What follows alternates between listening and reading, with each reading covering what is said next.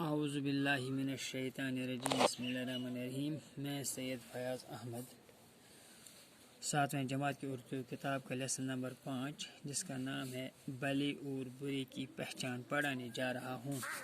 نیک آدمی اپنے دشمنوں کے ساتھ وہ سلوک کرتے ہیں جو چندن کلہاڑی کے ساتھ کرتا ہے۔ کلہاڑی اسے کاٹتی ہے مگر وہ اس کی دھار کو خوشبودار کر دیتا ہے، اس لیے چندن کو یہ عزت حاصل ہے کہ دیوتاؤں کے سروں پر جگہ پاتا ہے، اور کلہاڑی کی یہ درگت ہوئی کہ اس کا منہ آگ میں تپا کر ہتھوڑوں سے پیٹا جاتا ہے۔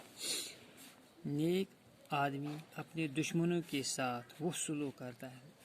بچوں میری طرف سنو، جو نیک آدمی ہوتے ہیں وہ اپنے دشمنوں کے ساتھ وہ سلوک کرتے ہیں جو چندن کلہاڑی کے ساتھ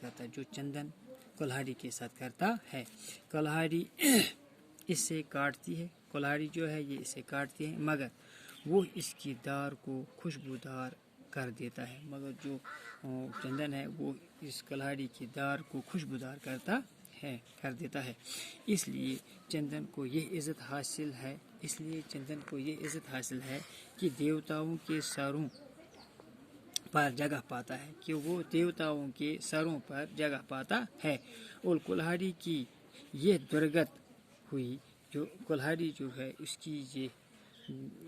کی حالت ایسی ہوئی کہ اس کا منہ آگ میں تپا کر ہتھوڑوں سے پیٹا جاتا ہے، کہ اس کا جو منہ ہے وہ آگ میں ہتھوڑوں سے پیٹا جاتا ہے۔